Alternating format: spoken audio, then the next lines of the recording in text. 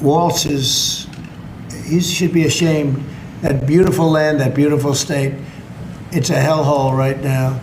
And the Somalians should be out of here. They've destroyed our country. And all they do is complain, complain, complain. You have her. She's always talking about the Constitution provides me with,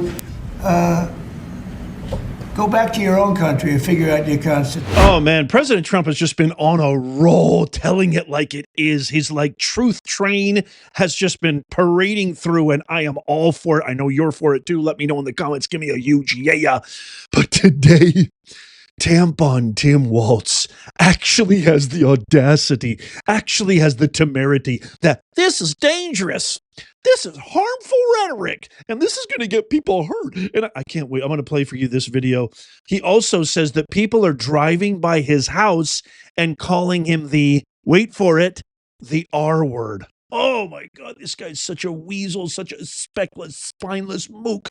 Also, maybe there's a little sanity left in Holly Weirdo. I kind of, gave up hope, you got the Clooneys and you got the Ethan Hawkes and you got Richard Gere, everybody just coming down on Trump and Ben Stiller. Oh, Ben Stiller got totally destroyed on X yesterday when he said, everybody, these guys are not garbage. These are immigrants, and the entire internet blasted. I quote Joan Rivers when asked about Ben Stiller's talent. Her only response, and she was as sharp as a pistol, she said, "He's very, very lucky." I couldn't agree more. If you've ever enjoyed a Ben Stiller movie or show or TV or anything, I've never thought he was funny or talented. Halle Berry, though. Maybe there is a little sanity left in Hollywood. Halle Berry comes out against, of all people, oh, this is delicious, greasy, demonic, satanic Gavin Newsom. I can't wait to play for you this clip. And then at the end, Governor Shapiro of Pennsylvania goes off on Kamala after Kamala said some really terse things about him in her book, 107 Days, which she's basically throwing everybody under the bus in that book. Biden, she's throwing Obama, she's throwing everybody under the bus. And why not Governor Shapiro too, who was going to be the vice presidential candidate? Everybody thought he was going to be her vice presidential candidate. I mean, would have been a lot better than Tim Walz, but then again, anybody. I mean, my 2-year-old niece would have been better than Tim Walz. First, check out this press conference where Tim Walz crying to the whole world. Look at what Trump's did to me. Watch. This creates danger.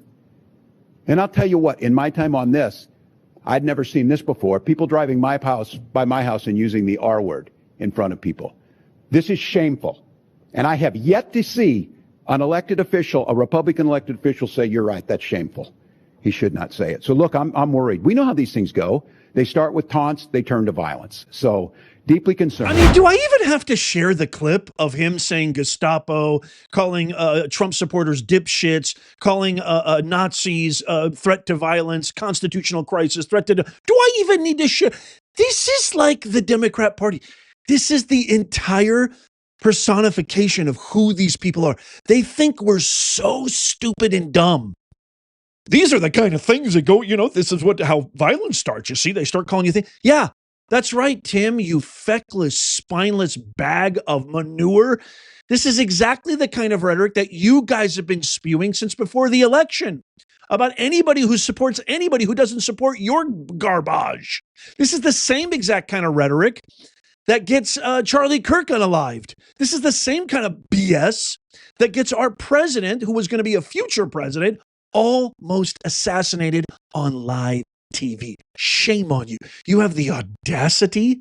You can't even say the word retarded. You have the audacity to say that this is unbelievable. This is concerning. And I haven't heard one Republican come up. Is this you, brother? Look, this is what Donald Trump has done. He's normalized this type of hateful behavior and this type of language. Well, maybe it's time for us to be a little meaner. And when it's adult like Donald Trump, you bully the shit out of him back. What we should demonize is people like Elon Musk. Although I will say this, the last few days you woke up thinking there might be news. Just saying.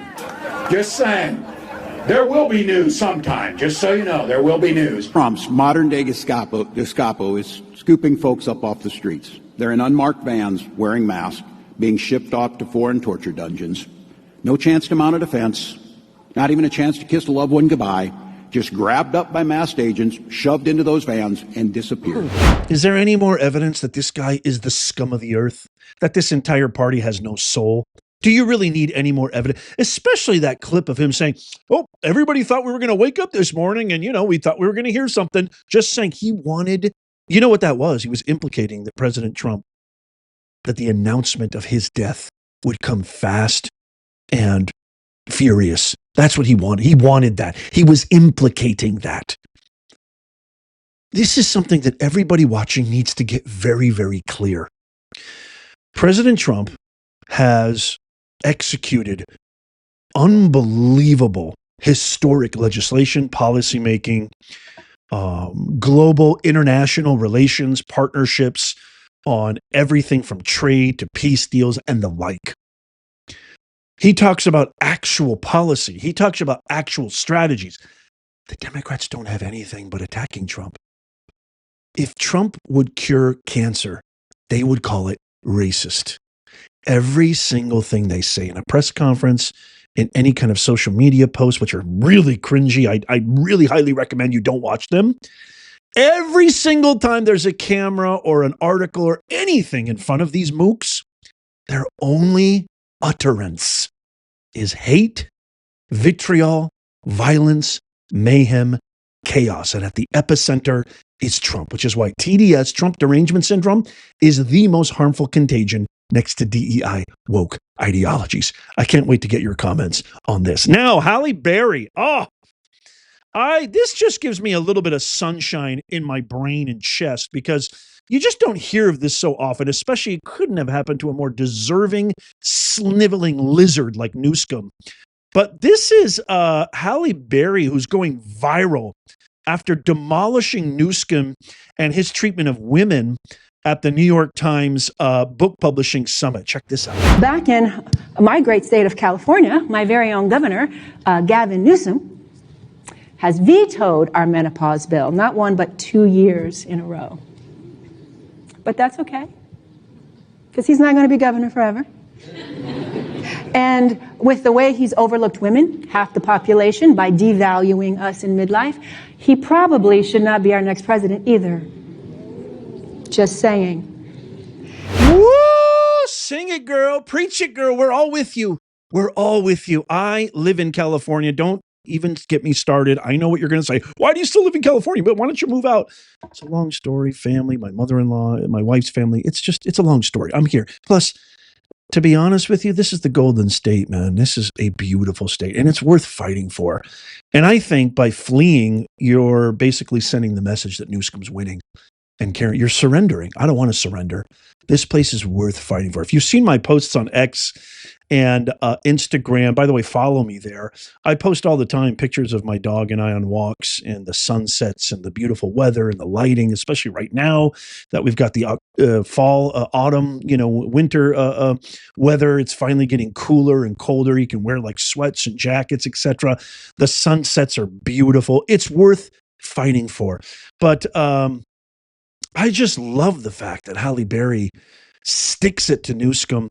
And even though it's on just one specific issue and he's been an abysmal failure his whole entire life, I got to give credit where credit's due. And that video is going viral. I can't wait to get your thoughts on this. Okay, now check out this piece on Governor Shapiro absolutely lambasting Kamala for what she said in his book. Check this out. Shapiro, again, who is on a short list for vice president, he flew into a fury when he learned that the former Veep in her campaign tell-all 107 Days described him as arrogant, domineering, and captivated by VP perks during the vetting process. She wrote that in her book, Shapiro asked. And then he said, that's complete, utter BS. I can't say the word. You can see it there. I can tell you that her accounts are just blatant lies. Ouch. So she went on to say in her book that Shapiro was fixated on the vice presidential residence, measuring drapes, counting bedrooms, and questioning if the Smithsonian would lend Pennsylvania art for display. Harris wrote that the governor wanted to be in the room, quote, for every decision if she became president, adding that he often hijacked conversations and frequently needed to be told he wouldn't have equal power. Oh my God, the Democrats are falling apart. They're just falling apart. Alberta said Shapiro's reaction shifted between outrage and exasperation. When asked if he felt, quote, betrayed, Shapiro lashed out, saying, I mean, she's trying to sell books and cover her ass, before backtracking and saying, I shouldn't say cover her ass. I think that's not appropriate. Just like all liberals, just like all Democrats, big, gigantic, feckless, spineless, pussy mooks. They don't have a damn. I'm sorry for being so upset. They've ruined my country. I apologize. She said that she detailed Pete Buttigieg was her first choice, but who was gay. But she said it was too big of a risk due to his sexual orientation, because they don't stand up for any, even though they'll defend LGBTQ, they'll defend child mutilation, they'll defend puberty blockers and long-term, irrevocable healthcare surgeries, etc. But no, having somebody help me win and somebody as my vice president, that's just too risky. We can't have that, because nothing's authentic about Kamala. Nothing ever will be authentic about the liberals and the Democrats. Everything is play. Everything is a facade. Everything is phony. She said, we're already asking a lot of America to accept a black woman married to a Jewish man. She wrote in her book, part of me wanted to say, screw it, let's just do it. But knowing what was at stake, it was too big of a risk. What an absolute, complete, vapid, soulless clown. Harris ended up picking Walz, who's worse than anybody. Shapiro has since emerged as a potential contender for the 2028 presidential race, but he won't get it. And you know what? That doesn't surprise me, what was said about Shapiro. I'm sure the guy was domineering. I'm sure he was abrasive and narcissistic. I don't know if you remember this, but remember when they were signing missiles with Zelensky with pride, and they want to go after Trump with this narco terrorist, keeping poison, fentanyl, and gangsters from getting to our shores here in the United States. They want to attack that. Meanwhile, this guy's signing bombs with Zelensky. Shame on you guys. The Democrats are just, this is a really, really diabolical cult.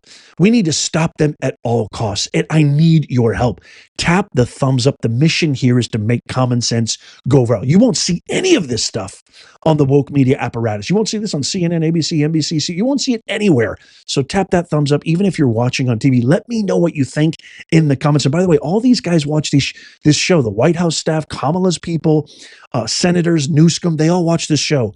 Let them know what you think in the comments down below. I love you guys. Thank you so much. Check out these videos coming up on the screen right here, just in case you missed them. Tap my face right here to subscribe and follow. It doesn't cost you a thing. And as always, may God bless you, and may God bless the USA and all who defend her. I'll see you soon.